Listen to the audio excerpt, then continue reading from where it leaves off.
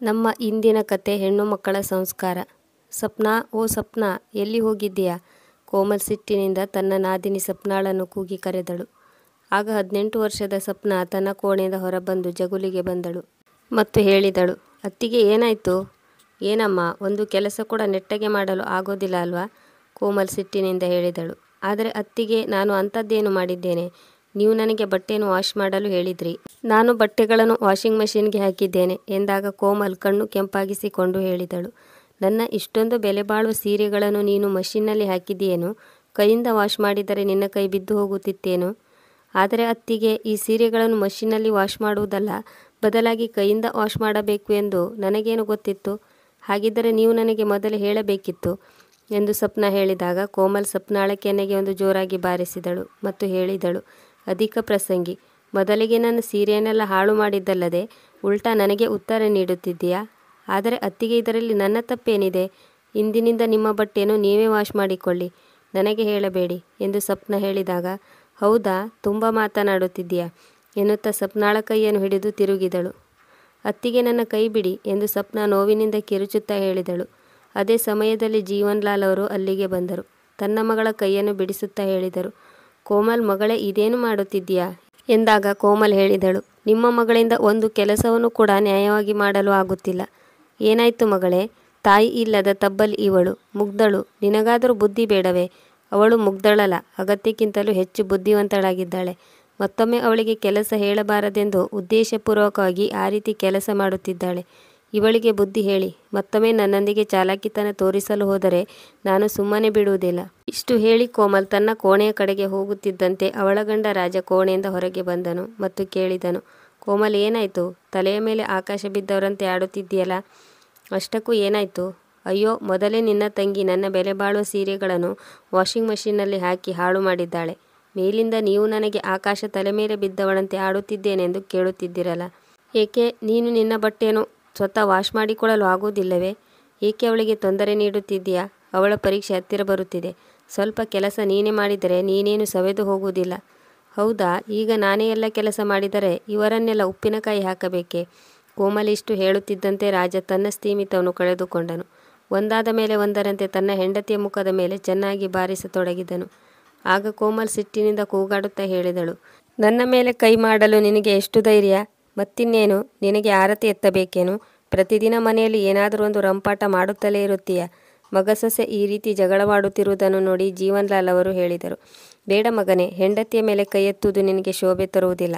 ಮನೆಯಲ್ಲಿ ಸಣ್ಣ ಪುಟ್ಟ ವಿಷಯಗಳು ನಡೆಯುತ್ತಿರುತ್ತವೆ, ಆದರೆ ನೀನು ಜಗಳ ಮಾಡಬೇಡ, ನಾನು ನಿನಗೆ ಕೈ ಮುಗಿಯುತ್ತೇನೆ.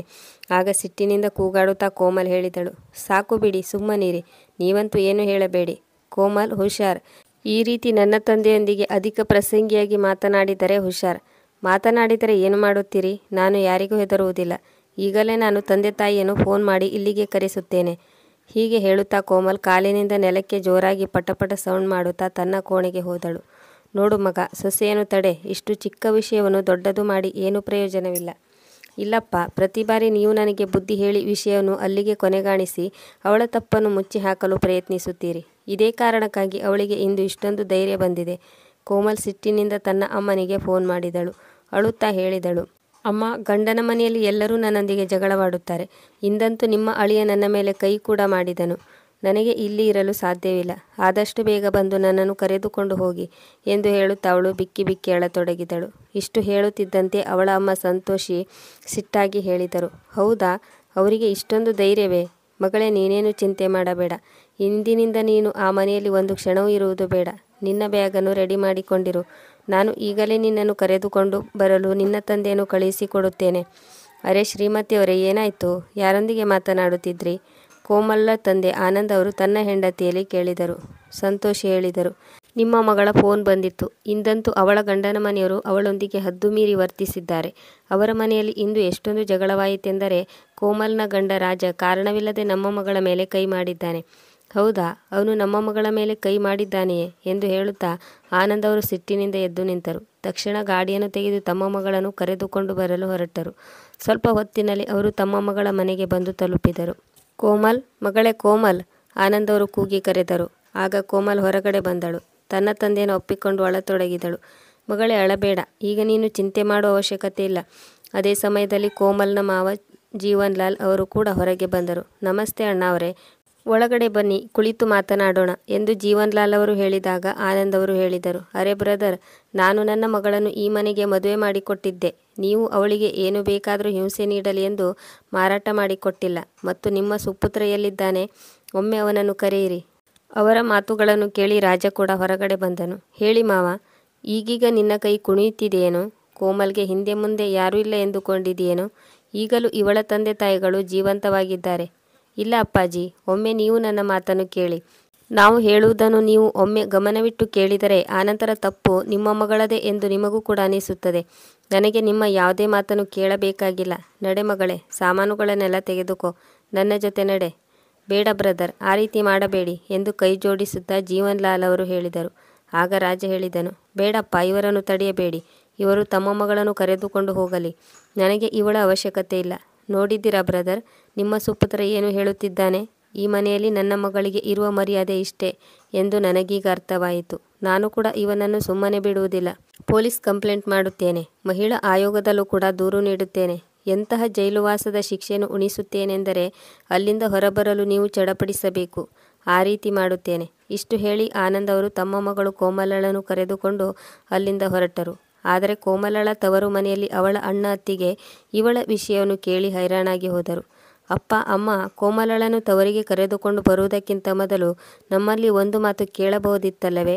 ನಿಮ್ಮ ಮಗಳ ಸ್ವಭಾವ ಎಂಥದ್ದು ಎಂದು ನಿಮಗೆ ಗೊತ್ತಿಲ್ಲವೇ ಎಂದು ಕೋಮಲ ಅಣ್ಣ ರಜನೀಶ್ ಹೇಳಿದನು. ಆಗ ಸಂತೋಷ್ ಅವರು ಹೇಳಿದರು, ಹೌದು, ನನಗೆ ಗೊತ್ತಿದೆ. ನಮ್ಮ ಮಗಳು ತುಂಬ ಒಳ್ಳೆಯವಳು. ಅವರಲ್ಲಿ ಏನೋ ಕೊರತೆ ಇದೆ. ತಪ್ಪು ನಮ್ಮ ಮಗಳದಲ್ಲ, ತಪ್ಪು ಅವರದ್ದೇ. ಹೀಗೆ ಮಾತುಕತೆ ನಡೆಯುತ್ತಿದ್ದಾಗ ಆನಂದ್ ಅವರು ಕೋಮಲಳನ್ನು ಕರೆದುಕೊಂಡು ಮನೆಯೊಳಗೆ ಬಂದರು ಮತ್ತು ಕೋಮಲ್ ಅಳುತ್ತಾ ತನ್ನ ಅಮ್ಮನನ್ನು ಬಂದು ತಬ್ಬಿಕೊಂಡಳು. ಆಗ ಆನಂದ್ ಅವರು ಹೇಳಿದರು, ಅಳಬೇಡ ಮಗಳೇ, ಇನ್ನು ಮುಂದೆ ನೀನು ಅಳಬಾರದು. ನಿನ್ನನ್ನು ಯಾರು ಅಳುವಂತೆ ಮಾಡಿದ್ದಾರೋ ಇನ್ನು ಮುಂದೆ ಅವರೇ ಅಳಬೇಕು. ನನ್ನ ಮಗಳಿಗೆ ಅವರು ರಕ್ತ ಕಣ್ಣೀರು ಸುರಿಸಿದ್ದಾರೆ. ಆಗ ಸಂತೋಷ್ ಅವರು ಹೇಳಿದರು, ಹೇ ಭಗವಂತ, ಹೂವಿನಂಥ ನನ್ನ ಮಗಳನ್ನು ಹೊಡೆದು ಎಂಥ ಪರಿಸ್ಥಿತಿಗೆ ತಂದೊಡ್ಡಿದ್ದಾರೆ ಆ ಜನ. ಆಗ ಅವಳ ಅತ್ತಿಗೆ ಪ್ರಿಯಾ ಹೇಳಿದಳು, ಆದರೆ ಅಪ್ಪಾಜಿ, ನನಗೊಂದು ವಿಷಯವನ್ನು ಹೇಳಿ. ಕೋಮಲಳನ್ನು ಇಲ್ಲಿಗೆ ಕರೆದುಕೊಂಡು ಬಂದರೆ ಸಮಸ್ಯೆಗೆ ಪರಿಹಾರ ದೊರೆಯುತ್ತದೆಯೇನು? ತನ್ನ ಸೊಸೆಯ ಧ್ವನಿಯನ್ನು ಕೇಳಿ ಸಂತೋಷ್ ಅವರು ಗದರಿಸುತ್ತಾ ಆಜ್ಞಾ ಸ್ವರದಲ್ಲಿ ಹೇಳಿದರು, ಸಮಸ್ಯೆಗೆ ಹೇಗೆ ಪರಿಹಾರ ಕಂಡುಹಿಡಿಯಬೇಕು ಎಂದು ನಮಗೆ ಗೊತ್ತಿದೆ. ಏನು ತುಂಬ ತಲೆ ಓಡಿಸಲು ಹೋಗಬೇಡ. ನನ್ನ ಮಗಳು ಹಸಿದುಕೊಂಡು ಬಂದಿದ್ದಾಳೆ, ಅವಳಿಗಾಗಿ ಊಟದ ವ್ಯವಸ್ಥೆ ಮಾಡು. ಅತ್ತೆ ಮಾತು ಕೇಳಿ ಪ್ರಿಯಾ ಸುಮ್ಮನೆ ಅಲ್ಲಿಂದ ಹೊರಟು ಹೋದಳು. ಆಗ ಕೋಮಲ್ ಹೇಳಿದಳು, ಅಮ್ಮ, ಅತ್ತಿಗೆ ಸ್ವಲ್ಪ ಹೆಚ್ಚೆ ಮಾತನಾಡುತ್ತಾಳೆ. ನೀನೇನು ಚಿಂತೆ ಮಾಡಬೇಡ. ನಿನ್ನ ತಂದೆ ತಾಯಿ ನಾವಿನ್ನೂ ಜೀವಂತವಾಗಿದ್ದೇವೆ. ನಮಗೆ ಗೊತ್ತಿದೆ ನಮ್ಮ ಮಗಳದ್ದು ಏನೂ ತಪ್ಪಿಲ್ಲ ಎಂದ ಮೇಲೆ ಯಾರಾದರೂ ಏನಾದರೂ ಹೇಳಿದರೆ ಅದರಿಂದ ವ್ಯತ್ಯಾಸವೇನೂ ಆಗುವುದಿಲ್ಲ ಎಂದು ಹೇಳುತ್ತಾ ತಮ್ಮ ಮಗ ರಜನೀಶ್ನನ್ನು ತೀಕ್ಷ್ಣವಾಗಿ ನೋಡುತ್ತಾ ಹೇಳಿದರು. ಆಗ ರಜನೀಶ್ ಹೇಳಿದನು, ಆದರೆ ಅಪ್ಪಾಜಿ, ನೀವು ಒಂದು ದೊಡ್ಡ ಹೆಜ್ಜೆಯನ್ನು ಇಡುವುದಕ್ಕಿಂತ ಮೊದಲು ಎರಡೂ ಕಡೆ ಅಹವಾಲುಗಳನ್ನು ಕೇಳಬೇಕಿತ್ತು. ಮಗ, ನನಗೆ ಗೊತ್ತು, ನಿನಗೆ ನಿನ್ನ ತಂಗಿ ಬೋಜವೆಂದು ಅಂದುಕೊಂಡಿದ್ದೀಯ. ಅದರಿಂದಲೇ ನೀನು ಈ ರೀತಿ ಮಾತನಾಡುತ್ತಿದ್ದೀಯ. ಅವಳು ಬಹುಶಃ ನಿನಗೆ ಭಾರವಾಗಿರಬಹುದು, ಆದರೆ ನನಗೆ ಅವಳು ಭಾರವಲ್ಲ. ನಾನು ತುಂಬ ಆರಾಮಾಗಿ ನನ್ನ ಮಗಳನ್ನು ಮನೆಯಲ್ಲಿಟ್ಟುಕೊಂಡು ಸಾಕಿ ಸಲಹಬಲ್ಲೆ. ಆನಂದ್ ಅವರು ಹೀಗೆ ಹೇಳಿದಾಗ ಅವರ ಮಗ ರಜನೀಶ್ ಕೂಡ ಅಲ್ಲಿಂದ ಎದ್ದು ಹೋದನು. ನೋಡಿದ್ರ ಅಪ್ಪಾಜಿ, ಯಾವ ರೀತಿ ಸಿಟ್ಟು ಮಾಡಿಕೊಂಡು ಹೋದ ನಿಮ್ಮ ಮಗ? ಇವನೊಬ್ಬ ನನ್ನ ಸ್ವಂತ ಅಣ್ಣ ಎಂದು ಕೋಮಲ್ ಹೇಳಿದಳು. ಮಗಳೇ, ನೀನು ಅದೆಲ್ಲವನ್ನು ಬಿಟ್ಟು ಬಿಡು. ನೀನಿಲ್ಲದೆ ಅವರ ಮನೆಯಲ್ಲಿ ಅವರಿಗೆ ಒಂದೆರಡು ದಿನವೂ ಕೂಡ ಇರಲು ಆಗುವುದಿಲ್ಲ. ಮೊದಲೇ ನಿನ್ನ ಅತ್ತೆ ಇಲ್ಲ, ನಾದಿನಿಯರು ಇದ್ದಾರೆ. ಅವರಂತೂ ಕೆಲಸಕ್ಕೆ ಬಾರದವರು. ಆ ಮನೆ ಕೆಲಸವನ್ನು ಯಾರು ಮಾಡುತ್ತಾರೆ ಎಂದು ಸಂತೋಷ್ ಹೇಳಿದರು. ಅರೆ, ಅವರಿಗೆ ನಾನು ಚೆನ್ನಾಗಿ ಬುದ್ಧಿ ಕಲಿಸುತ್ತೇನೆ. ಎಲ್ಲಕ್ಕಿಂತ ಮೊದಲು ನಾನು ವಕೀಲರ ಬಳಿಗೆ ಹೋಗುತ್ತೇನೆ. ಅವರ ಜೊತೆ ಮಾತನಾಡಿ ಪೊಲೀಸ್ ಕಂಪ್ಲೇಂಟ್ ಕೊಟ್ಟು ಬರುತ್ತೇನೆ. ಆನಂತರ ಅವರು ನಮ್ಮದು ತಪ್ಪಾಯಿತೆಂದು ನಿನ್ನ ಕಾಲಬುಡದಲ್ಲಿ ಬಂದು ನಿನ್ನ ಕ್ಷಮೆ ಕೇಳಬೇಕು. ಮಗಳೇ, ನೀನು ಚಿಂತೆ ಮಾಡುವ ಅವಶ್ಯಕತೆ ಇಲ್ಲ. ನೀನು ಕೋಣೆಯೊಳಗೆ ಹೋಗು, AC ಆನ್ ಮಾಡಿಕೊಂಡು ಆರಾಮಾಗಿರು. ತಂದೆ ಹೇಳಿದ ನಂತರ ಕೋಮಲ್ ಆರಾಮ್ ತೆಗೆದುಕೊಳ್ಳಲು ಕೋಣೆಗೆ ಹೋದಳು. ಸಂಜೆಯ ಹೊತ್ತು ಕೋಮಲ್ ಒಬ್ಬಳೇ ಕುಳಿತುಕೊಂಡಿದ್ದಾಗ ಅವಳ ಅತ್ತಿಗೆ ಪ್ರಿಯಾ ಬಳಿ ಬಂದು ಕುಳಿತಳು ಮತ್ತು ಬುದ್ಧಿ ಹೇಳತೊಡಗಿದಳು.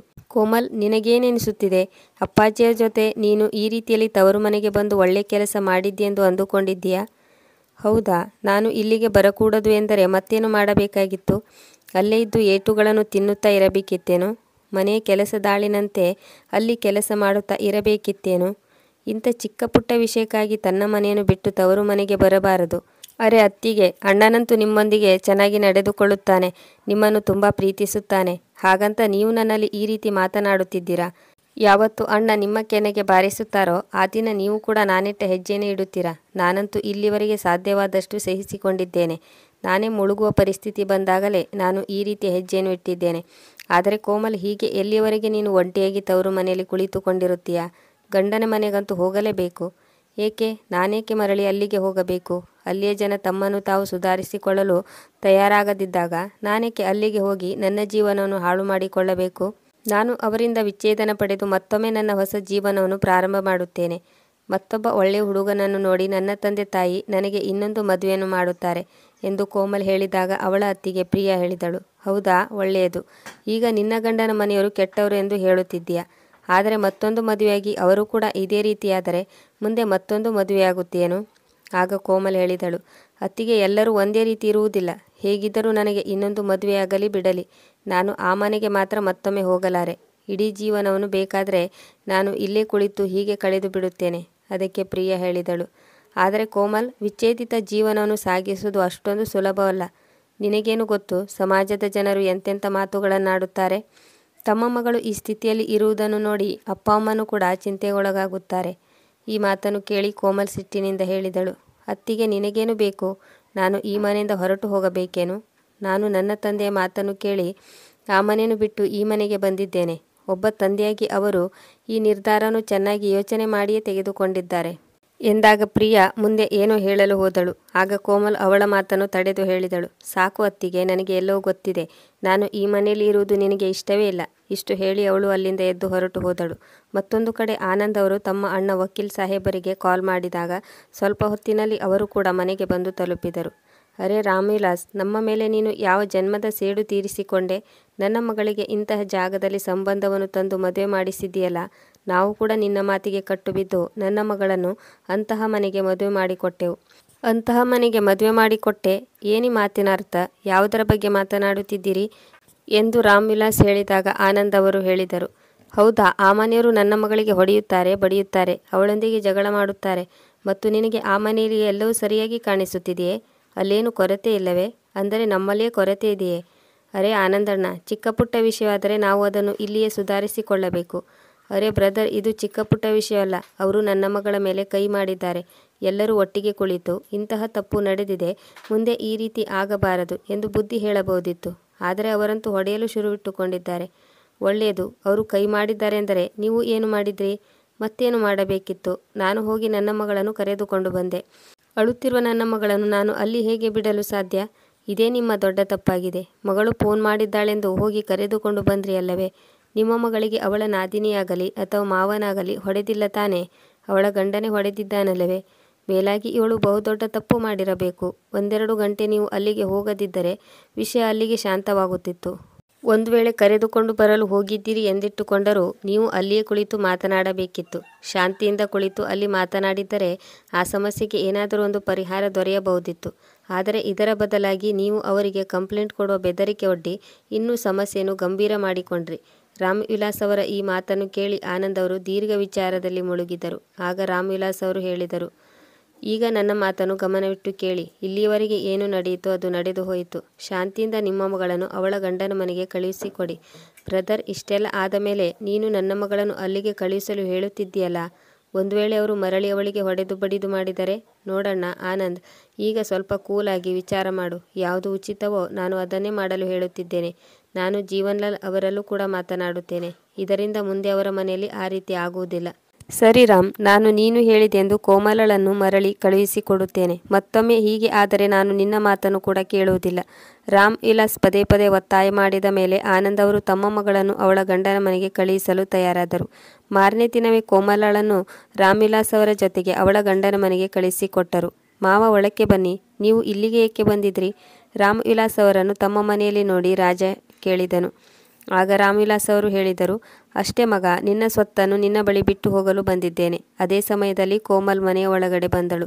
ಆಗ ರಾಜ ಹೇಳಿದನು, ಬೇಡ ಮಾವ, ಈಗ ಇವಳು ಈ ಮನೆಯಲ್ಲಿ ಇರಲು ಸಾಧ್ಯವಿಲ್ಲ. ಇವಳನ್ನು ಎಲ್ಲಿಂದ ಕರೆದುಕೊಂಡು ಬಂದಿದ್ದೀರೋ ಅಲ್ಲಿಗೆ ಕರೆದುಕೊಂಡು ಹೋಗಿ.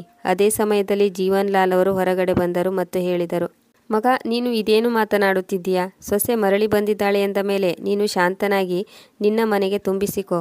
ಇಲ್ಲ ಅಪ್ಪಾಜಿ, ನಿಮಗೆ ಗೊತ್ತಿಲ್ಲವೇ? ಕೋಮಲಾಳ ತಂದೆ ಹೋಗುವಾಗ ಏನು ಹೇಳಿದ್ದರು? ನೀವು ಕೇಳಿಸಿಕೊಂಡಿಲ್ಲವೇ? ಮಗ ಯಾರಾದರೂ ಸಿಟ್ಟಿನಲ್ಲಿ ಏನು ಬೇಕಾದರೂ ಹೇಳುತ್ತಾರೆ. ಈಗ ಅದೆಲ್ಲವನ್ನು ಮರೆತು ಹೊಸ ಜೀವನವನ್ನು ಪ್ರಾರಂಭ ಮಾಡು ಎಂದು ಜೀವನ್ಲಾಲ್ ಅವರು ಹೇಳಿದಾಗ ರಾಜ ಹೇಳಿದನು, ಸರಿ ಅಪ್ಪಾಜಿ, ಆದರೆ ಅವಳಿಗೆ ಒಂದು ವಿಷಯವನ್ನು ಹೇಳಿ. ಅವಳು ಇಲ್ಲಿ ಇರಬೇಕೆಂದರೆ ಅವಳ ಕೆಲಸವನ್ನು ಅವಳೇ ಸ್ವತಃ ಮಾಡಬೇಕಾಗುವುದು.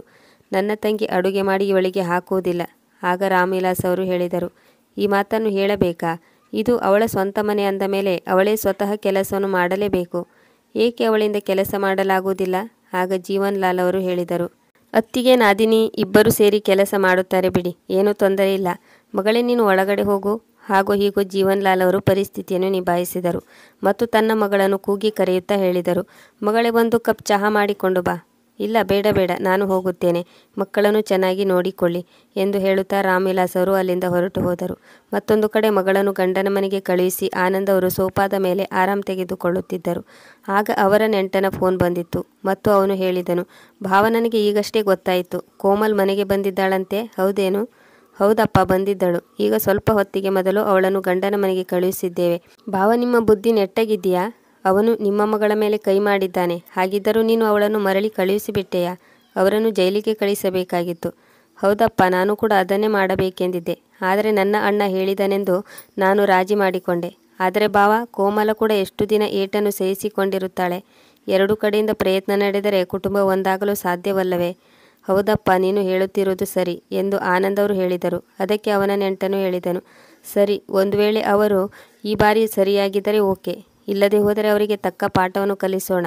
ಅವರ ಮೇಲೆ ಕೇಸ್ ಹಾಕಿ ಅವರು ಕೋರ್ಟು ಕಚೇರಿ ಅಲೆದಾಡುವಂತೆ ಮಾಡಿಲ್ಲ ಎಂದರೆ ನಾನು ಹುಡುಗಿಯ ಮಾವನೇ ಅಲ್ಲ.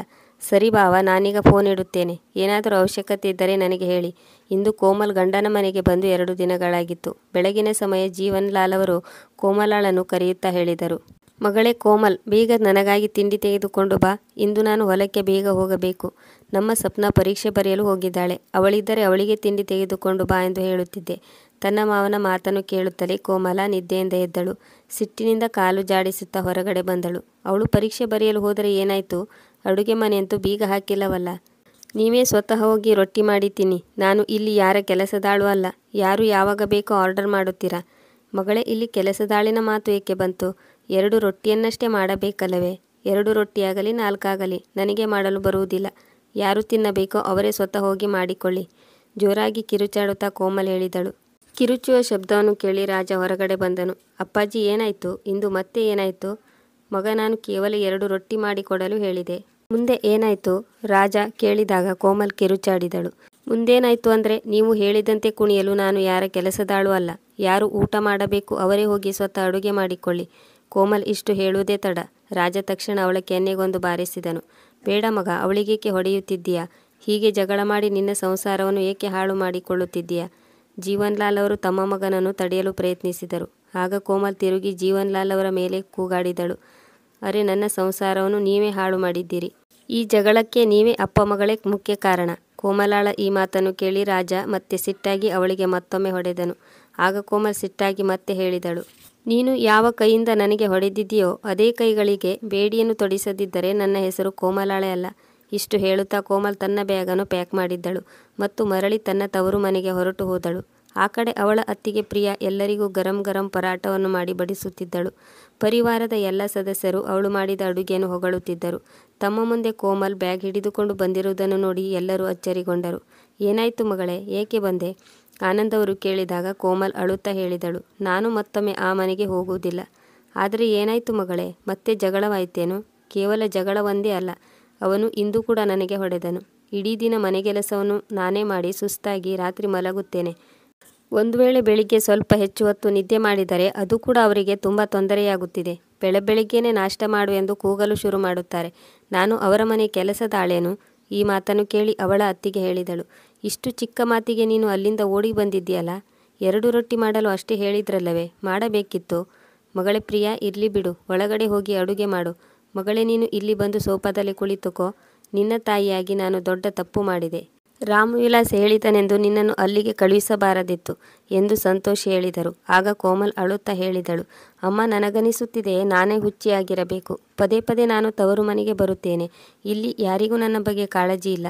ಇಲ್ಲ ಮಗಳೇ, ನೀನು ಇದೆಂತ ಮಾತನಾಡುತ್ತಿದ್ದೀಯಾ? ಆನಂದ್ ಅವರು ಅವಳ ಕಣ್ಣೀರನ್ನು ಒರೆಸುತ್ತಾ ಹೇಳಿದರು. ಆಗ ಕೋಮಲ್ ಹೇಳಿದಳು, ನಿಮಗೇನು ಗೊತ್ತು, ನಾನು ಇಡೀ ದಿನ ಎಷ್ಟು ಕೆಲಸ ಮಾಡುತ್ತೇನೆ. ಹೇಗಾದರೂ ಮಾಡಿ ಹೊಂದಿಕೊಂಡು ಹೋಗಬೇಕು ಮತ್ತು ನನ್ನ ಸಂಸಾರ ಒಡೆಯದಂತೆ ಕಾಪಾಡಿಕೊಂಡು ಹೋಗಬೇಕೆಂದು ನಾನು ಯೋಚಿಸುತ್ತಿದ್ದೆ. ಆದರೆ ಅವರಿಗಂತೂ ನನ್ನ ಜೊತೆ ಸಂಸಾರ ನಡೆಸುವುದೇ ಇಷ್ಟವಿಲ್ಲವೆಂದು ತೋರುತ್ತಿದೆ. ಬೇಡ ಮಗಳೇ, ನೀನು ಯಾವುದೇ ಕೆಲಸ ಮಾಡುವ ಅಗತ್ಯವಿಲ್ಲ. ನಮ್ಮ ಮನೆಯಲ್ಲಿ ನೀನು ಒಂದು ಕಡ್ಡಿಯನ್ನು ಎತ್ತಿ ಇಟ್ಟವಳಲ್ಲ. ನಮ್ಮ ಮನೆ ಮಗಳು ನೀನು, ಬೇರೆಯವರ ಮನೆಯ ಕೆಲಸದಾಳಲ್ಲ. ಹಾಗೆ ಮಾಡಿದರೆ ಜೀವನ ಪರ್ಯಂತ ಅವರ ಗುಲಾಮಳಾಗಿರಬೇಕಾಗುತ್ತದೆ ಎಂದು ಸಂತೋಷಿ ಅವರು ಹೇಳಿದರು. ಆಗ ಕೋಮಲ್ ಹೇಳಿದಳು, ಈಗ ನನಗೇನು ಗೊತ್ತಿಲ್ಲ. ನಾನು ಅವರ ಮೇಲೆ ಕೇಸ್ ಮಾಡಿಯೇ ತೀರುತ್ತೇನೆ. ನಾನು ಯಾರು ಹೇಳಿದರೂ ಅಲ್ಲಿಗೆ ಹೋಗುವುದಿಲ್ಲ. ಅವರಂತೂ ಪ್ರತಿ ಬಾರಿಯೂ ಹೀಗೆ ಯೋಚಿಸಬಹುದು. ಮೊದಲು ಗರ್ವದಿಂದ ಎದೆಯುಬ್ಬಿಸಿಕೊಂಡು ಬಂದು ತಮ್ಮ ಮಗಳನ್ನು ಕರೆದುಕೊಂಡು ಹೋಗುತ್ತಾರೆ. ಆನಂತರ ಅವರೇ ಮರಳಿ ಬಿಡಲು ಬರುತ್ತಾರೆ. ಹೀಗೆ ಆದರೆ ನನ್ನ ಆಯಸ್ಸು ಪೂರ್ತಿ ಅವರು ನನ್ನ ಮೇಲೆ ಹಕ್ಕನ್ನು ಚಲಾಯಿಸುತ್ತಾರೆ. ಬೇಡ ಮಗಳೇ, ನೀನೇನು ಚಿಂತೆ ಮಾಡಬೇಡ. ಈಗ ನಿನ್ನಿಷ್ಟದಂತೆ ಆಗುವುದು ಎಂದು ಆನಂದ್ ಅವರು ಹೇಳಿದಾಗ ಕೋಮಲ್ ಕೂಗಾಡುತ್ತಾ ನಿಂತಳು. ಸಾಕಪ್ಪ ಸಾಕು, ನೀವು ಯಾವಾಗಲೂ ಇದನ್ನೇ ಹೇಳುತ್ತೀರಿ, ಮತ್ತೆ ಪುನಃ ಅದೇ ನರಕಕ್ಕೆ ಕಳುಹಿಸುತ್ತೀರಿ. ಇಲ್ಲ ಮಗಳೇ, ನೀನಂತ ಮಾತನಾಡುತ್ತಿದ್ದೀಯಾ? ಈ ಬಾರಿಯಂತೂ ನಾನು ಅವರನ್ನು ಬಿಡುವುದಿಲ್ಲ. ಆನಂದ್ ಅವರು ಸಿಟ್ಟಿನಿಂದ ಹೇಳಿದಾಗ ಸಂತೋಷಿ ಹೇಳಿದರು, ನಾನೇ ಹೇಳುತ್ತಿದ್ದೇನೆ, ಅವರ ವಿರುದ್ಧ ಕೋರ್ಟ್ ಕೇಸ್ ಹಾಕಿ ಮತ್ತು ಯಾವ ಸೆಕ್ಷನ್ ಹಾಕಲು ಸಾಧ್ಯವೋ ಅದೆಲ್ಲ ಸೆಕ್ಷನ್ಗಳನ್ನು ಅವರ ವಿರುದ್ಧ ಹಾಕಿ ಅವರು ಜೈಲಿನಲ್ಲಿ ಕೊಳೆಯುತ್ತಿರಬೇಕು. ಆನಂತರ ಅವರಿಗೆ ಬುದ್ಧಿ ಬರುವುದು. ಅವರ ದೌರ್ಜನ್ಯದಿಂದಾಗಿ ನಮ್ಮ ಮಗಳು ನೋಡಿ ಎಷ್ಟೊಂದು ಸೊರಗಿ ಹೋಗಿದ್ದಾಳೆ. ಆಗ ಆನಂದ್ ಅವರು ಕೋಮಲಾಳಲ್ಲಿ ಕೇಳತೊಡಗಿದರು.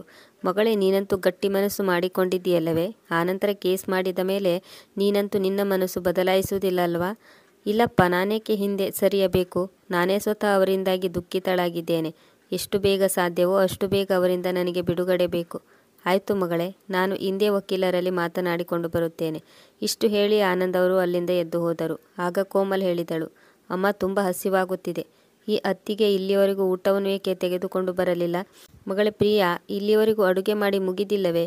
ಅಡುಗೆ ಮಾಡುತ್ತಿದ್ದೀಯಾ ಅಥವಾ ಅಡುಗೆ ಮನೆಯಲ್ಲಿ ಮಲಗಿಕೊಂಡಿದ್ದೀಯಾ?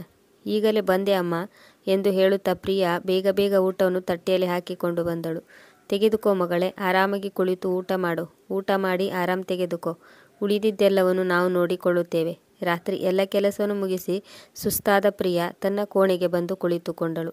ರಜನೀಶ್ ತಮ್ಮ ಆಫೀಸ್ ಕೆಲಸದಲ್ಲಿ ತೊಡಗಿಕೊಂಡಿದ್ದರು. ಆಗ ಪ್ರಿಯಾ ಹೇಳಿದಳು, ಅರೆ, ಸ್ವಲ್ಪ ಮನೆಯ ಕಡೆಗೂ ಕೂಡ ಲಕ್ಷ್ಯ ಕೊಡಿ.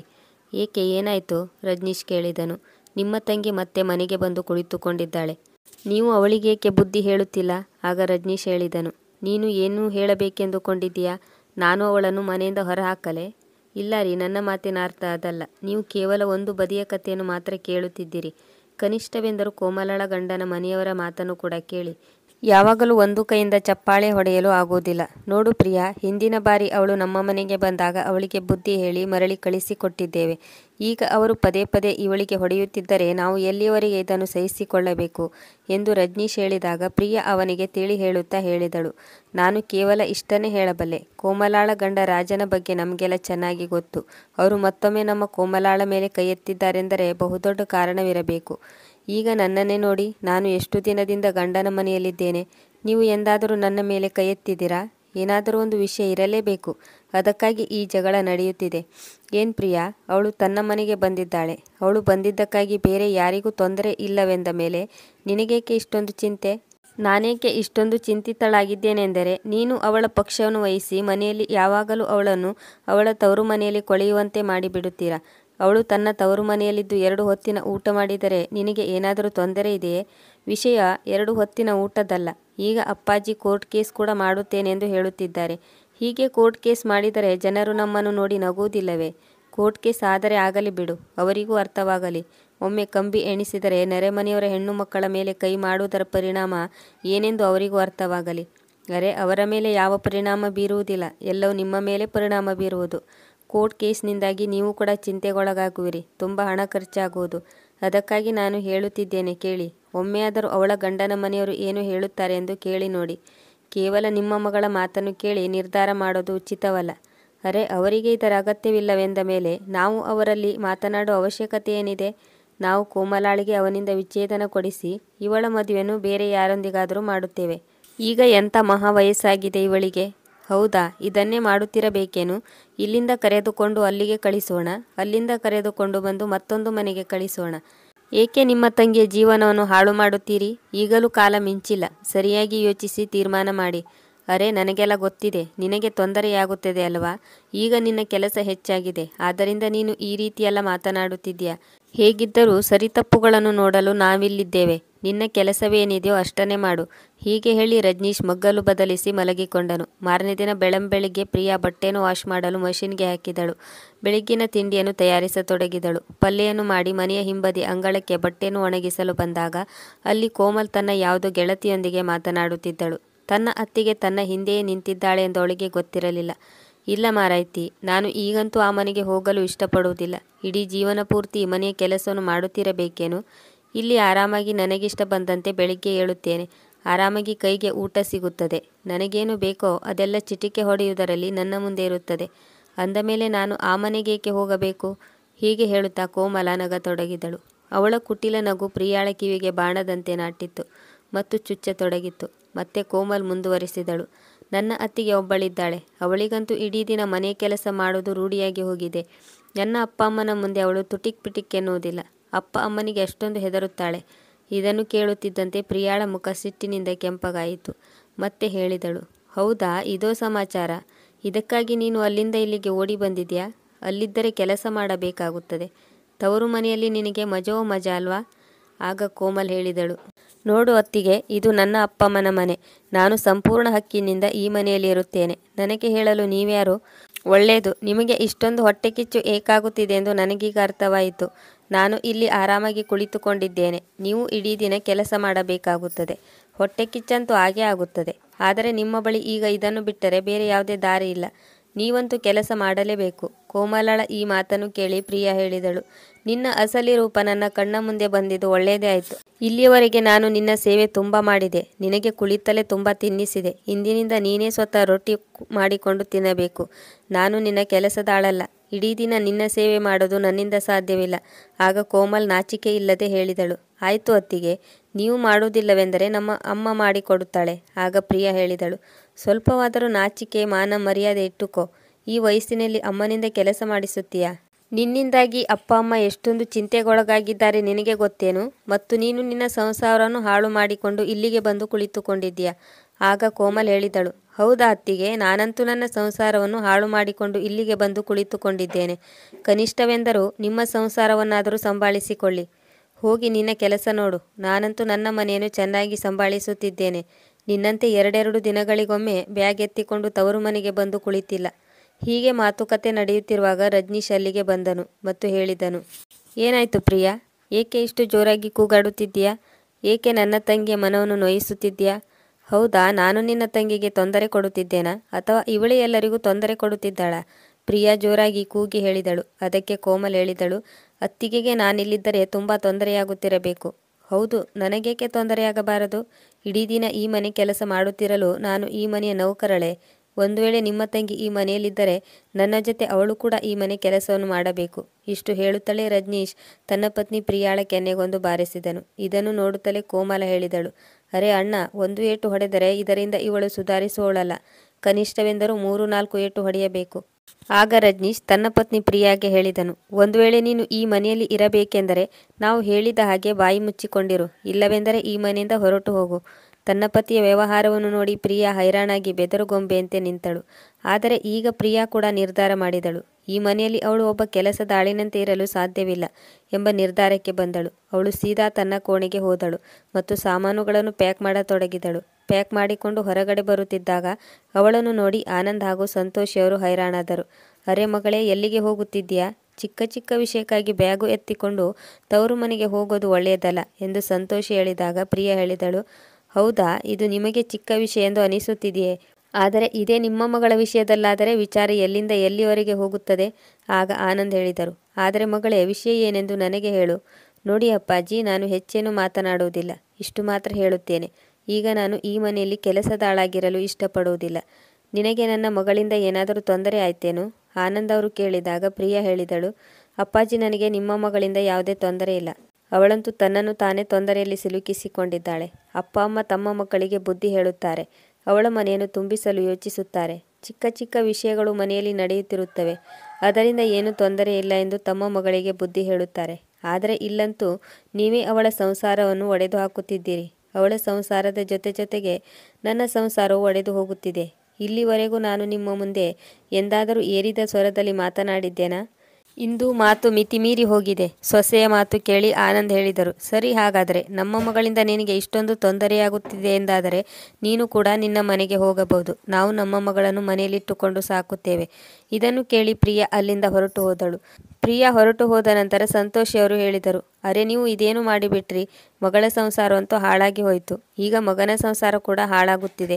ಆಗ ಆನಂದ್ ಅವರು ಹೇಳಿದರು, ಹಾಳಾದರೆ ಆಗಲಿ, ಆದರೆ ನನ್ನ ಮಗಳಿಗೆ ಯಾರಾದರೂ ತೊಂದರೆ ನೀಡಿದರೆ ಅದನ್ನು ನನ್ನಿಂದ ಸಹಿಸಿಕೊಳ್ಳಲು ಆಗುವುದಿಲ್ಲ. 1 ವಾರ ಕಳೆದಿತ್ತು. ಸಂತೋಷಿಯವರು ಮೊದಲೇ ಅಸ್ತಮ ಕಾಯಿಲೆಗೆ ತುತ್ತಾಗಿದ್ದರು. ಇಡೀ ದಿನ ಮನೆ ಕೆಲಸ ಮಾಡುತ್ತಾ ಅವರ ಆರೋಗ್ಯ ಇನ್ನೂ ಹದಗೆಟ್ಟಿತ್ತು. ಇದೇ ಕಾರಣಕ್ಕಾಗಿ ಅವರು ತಮ್ಮ ಮಗಳು ಕೋಮಲಾಳಿಗೆ ಅಡುಗೆ ಮಾಡಲು ಮತ್ತು ಬಟ್ಟೆ ವಾಶ್ ಮಾಡಲು ಹೇಳಿದರು. ಇವತ್ತು ಮನೆ ಕೆಲಸ ಮಾಡುತ್ತಾ ಕೋಮಲಾಳ ಕಣ್ಣು ಹೊರಬರತೊಡಗಿತ್ತು. ತುಂಬ ಕಷ್ಟಪಟ್ಟು ಮನೆಯ ಎಲ್ಲ ಕೆಲಸವನ್ನು ಮುಗಿಸಿ ಕುಳಿತುಕೊಂಡಳು. ಆಗ ಸಂತೋಷಿಯವರು ಹೇಳಿದರು, ಮಗಳೇ, ನಿಮ್ಮ ತಂದೆಯವರಿಗೆ ಗ್ಯಾಸ್ ಪ್ರಾಬ್ಲಮ್ ಆಗಿದೆ. ಅವರಿಗಾಗಿ ಸ್ವಲ್ಪ ಕಿಚಡಿ ಮಾಡು. ಇಷ್ಟು ಹೇಳುತ್ತಿದ್ದಂತೆ ಕೋಮಲ್ ಕೂಗಾಡುತ್ತಾ ಹೇಳಿದಳು, ಅಮ್ಮ, ನೀವಂತೂ ನನಗೆ ಒಂದು ಕ್ಷಣವೂ ಪುರುಸೊತ್ತು ನೀಡುತ್ತಿಲ್ಲ. ಇಷ್ಟು ಕೆಲಸ ನೀವು ಸ್ವತಃ ಮಾಡಿಕೊಳ್ಳಬಹುದಿತ್ತಲ್ಲವೇ? ಆದರೆ ಮಗಳೇ, ನಿನ್ನ ಅತ್ತಿಗೆ ಹೋಗಿ 1 ವಾರ ಕಳೆದಿದೆ. ಇಲ್ಲಿವರೆಗೂ ನಾನೇ ಎಲ್ಲ ಕೆಲಸ ಮಾಡುತ್ತಿದ್ದೆ. ಕೇವಲ 2 ದಿನ ನೀನು ಕೆಲಸ ಮಾಡಬೇಕಾಗಿ ಬಂತು ಎಂದು ನನ್ನ ವಿರುದ್ಧವಾಗಿ ಮಾತನಾಡುತ್ತಿದ್ದೀಯಾ? ಮಾತನಾಡದೆ ಇನ್ನೇನು ಮಾಡಲಿ? ಮನೆ ಕೆಲಸ ಮಾಡುತ್ತಾ ತುಂಬ ಸುಸ್ತಾಗಿದ್ದೇನೆ ಎಂದು ಕೋಮಲ್ ಹೇಳಿದಾಗ ಅವಳ ಅಮ್ಮ ಹೇಳಿದರು, ಸರಿ ಮಗಳೇ, ಸ್ವಲ್ಪ ಹೊತ್ತು ಆರಾಮ್ ತೆಗೆದುಕೋ, ಆನಂತರ ಮಾಡಿಕೊಡು ಎಂದಾಗ ಕೋಮಲ್ ಸಿಟ್ಟಿನಿಂದ ಕೂಗಾಡುತ್ತಾ ಹೇಳಿದಳು, ಬೆಳಿಗ್ಗೆಯಿಂದ ನೀವೇ ಆರಾಮ್ ತೆಗೆದುಕೊಳ್ಳುತ್ತಿದ್ದೀರಿ. ನಿಮ್ಮಿಂದ ಕನಿಷ್ಠ ಪಕ್ಷ ಕಿಚಡಿ ಮಾಡಿಕೊಳ್ಳಲು ಕೂಡ ಆಗುತ್ತಿಲ್ಲವೇ? ಮಗಳೇ, ನನ್ನ ಆರೋಗ್ಯ ಸರಿ ಇದ್ದರೆ ನಾನೇ ಮಾಡಿಕೊಳ್ಳುತ್ತಿದ್ದೆ. ನನಗೆ ತುಂಬ ಸುಸ್ತಾದಂತೆ ಆಗುತ್ತಿದೆ. ಅರೆ ಅಮ್ಮ, ಕೇವಲ ಕಿಚಡಿ ಮಾಡಬೇಕು. ಗುಡ್ಡವನ್ನು ಕಡಿದು ಗುಡ್ಡೆ ಹಾಕಬೇಕಾಗಿಲ್ಲ. ಸ್ವಲ್ಪ ಹಿಂದೆ ಮುಂದೆ ತಿರುಗಾಡಿ ಕೆಲಸ ಮಾಡಿದರೆ ಯಾವುದೇ ಆಪತ್ತು ಬರುವುದಿಲ್ಲ. ಆಗ ಆನಂದ್ ಅವರು ಬಂದು ಹೇಳಿದರು, ಕೋಮಲ್ ಮಗಳೇ, ನನಗಾಗಿ 1 ಗ್ಲಾಸ್ ನೀರನ್ನು ಬಿಸಿ ಮಾಡು. ನಾನು ಔಷಧಿಯನ್ನು ತಿನ್ನಬೇಕು. ಮತ್ತು ಇನ್ನೊಂದು ಏನೆಂದರೆ ನನ್ನ ಈ ಕುರ್ತಾ ಪೈಜಾಮನ್ನು ಕೂಡ ಇಸ್ತ್ರಿ ಮಾಡಿಡು. ನಾನು ಸ್ವಲ್ಪ ಹೊರಗೆ ಹೋಗಬೇಕು ಎಂದು ಹೇಳುತ್ತಾ ಆನಂದ್ ಅವರು ತಮ್ಮ ಬಟ್ಟೆಯನ್ನು ಕೋಮಲ್ಗೆ ನೀಡಿದರು. ಆದರೆ ಕೆಲಸ ಮಾಡುವ ಮಾತು ಕೇಳುತ್ತಿದ್ದಂತೆ ಕೋಮಲ್ ಮತ್ತೊಮ್ಮೆ ಸಿಟ್ಟಿನಿಂದ ಕೂಗಾಡತೊಡಗಿದಳು. ಯಾರನ್ನೇ ನೋಡಿ ಇಡೀ ದಿನ ಕೋಮಲ್ ಎಂದು ಕೂಗುತ್ತಾ ಇರುತ್ತೀರಾ? ನನಗೆ 2 ನಿಮಿಷವೂ ನೆಮ್ಮದಿಯಿಂದ ಇರಲು ಬಿಡುತ್ತಿಲ್ಲ. ಬೆಳಿಗ್ಗೆಯಿಂದ ಇಡೀ ಮನೆಯ ಕೆಲಸ ಮಾಡಿ ಸುಸ್ತಾಗಿದ್ದೇನೆ. ಅರೆ ಮಗಳೇ, ಇದೇನು ಮಾತನಾಡುತ್ತಿದ್ದೀಯಾ? ನಿನ್ನ ಅಮ್ಮನ ಆರೋಗ್ಯ ಸರಿಯಾಗಿಲ್ಲ. ಆದ್ದರಿಂದಲೇ ನಿನಗೆ ಕೆಲಸ ಮಾಡಲು ಹೇಳಿದ್ದೇನೆ. ತಂದೆಯ ಈ ಮಾತಿಗೆ ಕೋಮಲ್ ಸ್ಪಷ್ಟವಾಗಿ ಹೇಳಿದಳು, ಈಗ ನಾನು ಮನೆಯ ಯಾವ ಕೆಲಸನೂ ಕೂಡ ಮಾಡುವುದಿಲ್ಲ. ಮತ್ತು ತನ್ನ ತಂದೆಯ ಬಟ್ಟೆಯನ್ನು ಅಮ್ಮನ ಕಡೆಗೆ ಎಸೆಯುತ್ತಾ, ಇದನ್ನು ತೆಗೆದುಕೋ, ನನ್ನಿಂದ ಇಸ್ತ್ರಿ ಮಾಡಲು ಆಗುವುದಿಲ್ಲ ಎಂದು ಹೇಳಿ ಪಟಪಟ ಎಂದು ನೆಲಕ್ಕೆ ಒದೆಯುತ್ತಾ ಮಲಗಲು ತನ್ನ ಕೋಣೆಗೆ ಹೋದಳು. ತಮ್ಮ ಮಗಳ ಈ ವ್ಯವಹಾರದಿಂದ ಆನಂದ್ ಮತ್ತು ಸಂತೋಷಿಯವರು ಕಕ್ಕಾಬಿಕ್ಕಿಯಾದರು. ನಿನ್ನ ಮಗಳ ಬುದ್ಧಿ ನೆಟ್ಟಗಿದೆಯೇನು? ಅವಳು ಏಕೆ ಈ ರೀತಿ ಮಾತನಾಡುತ್ತಿದ್ದಾಳೆ? ನಾವಂತೂ ಇಲ್ಲಿವರೆಗೆ ಅವಳೊಂದಿಗೆ ಎಂದಿಗೂ ಏರು ಧ್ವನಿಯಲ್ಲಿ ಮಾತನಾಡಿರಲಿಲ್ಲ. ನಮ್ಮ ಮಗಳನ್ನು ಎಷ್ಟೆಲ್ಲ ಪ್ರೀತಿ ಮಾಡಿದ್ದೆವು. ಅವಳನ್ನು ಚೆನ್ನಾಗಿ ನೋಡಿಕೊಂಡಿದ್ದೆವು. ಈಗ ಸೊಸೆ ಹೋದ ಮೇಲೆ ನಮ್ಮೊಂದಿಗೆ ಹೀಗೆ ಕೆಟ್ಟ ರೀತಿ ನಡೆದುಕೊಳ್ಳುತ್ತಿದ್ದಾಳೆ. ಆಗ ಸಂತೋಷಿಯವರು ಹೇಳಿದರು, ಇದೇ ಕಾರಣಕ್ಕಾಗಿ ನಮ್ಮ ಸೊಸೆ ಕೂಡ ಸಿಟ್ಟಾಗಿ ತವರು ಮನೆಗೆ ಹೋಗಿದ್ದಾಳೆ. ಅವಳ ತಂದೆ ತಾಯಿಗೆ ಒಮ್ಮೆ ಫೋನ್ ಮಾಡಿ ನೋಡೋಣ, ಅವಳು ಮರಳಿ ಬಂದರೂ ಬರಬಹುದು ಎಂದಾಗ ಆನಂದ್ ಅವರು ಹೇಳಿದರು, ಏನು ಮಾಡಬೇಕೆಂದು ತೋಚುತ್ತಿಲ್ಲ.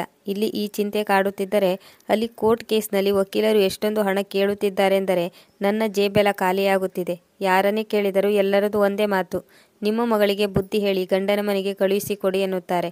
ನಮ್ಮ ಮನೆಗೆ ಯಾರ ಕಣ್ಣು ಬಿದ್ದಿದೆಯೋ ಗೊತ್ತಿಲ್ಲ. ತುಂಬ ಖುಷಿಯಿಂದ ನಗುತ್ತಾ ಇರುತ್ತಿದ್ದೆವು. ಯಾವಾಗ ಕೋಮಲ ಜಗಳ ಮಾಡಿಕೊಂಡು ನಮ್ಮ ಮನೆಗೆ ಬಂದಳೋ ಆಗಿನಿಂದ ನಮ್ಮ ನೆಮ್ಮದಿಯೇ ಹಾಳಾಗಿದೆ. ಈಗಂತೂ ನಾವು ನಮ್ಮ ಮಗಳನ್ನು ತವರು ಮನೆಗೆ ಕರೆದುಕೊಂಡು ಬಂದು ತಪ್ಪು ಮಾಡಿದ್ದೇವೆ ಎಂದು ನನಗೆ ಅನಿಸುತ್ತಿದೆ.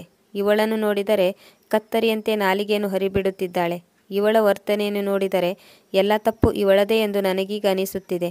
ನಾನು ಈಗಲೇ ಹೋಗಿ ಹಳ್ಳಿಯ ಸರ್ಪಂಚ್ರೊಂದಿಗೆ ಮಾತನಾಡುತ್ತೇನೆ ಎಂದು ಹೇಳಿ ಆನಂದ್ ಅವರು ತಮ್ಮ ಮಗ ರಜನೀಶ್ನನ್ನು ಕರೆದುಕೊಂಡು ಸರ್ಪಂಚರ ಬಳಿ ಬಂದರು ಮತ್ತು ಎಲ್ಲ ವಿಷಯವನ್ನು ವಿವರಿಸುತ್ತಾ ಹೇಳಿದರು, ನಾನು ಕೋರ್ಟ್ ಕೇಸ್ನಲ್ಲಿ ಮುಳುಗಿ ಹೋಗಿದ್ದೇನೆ.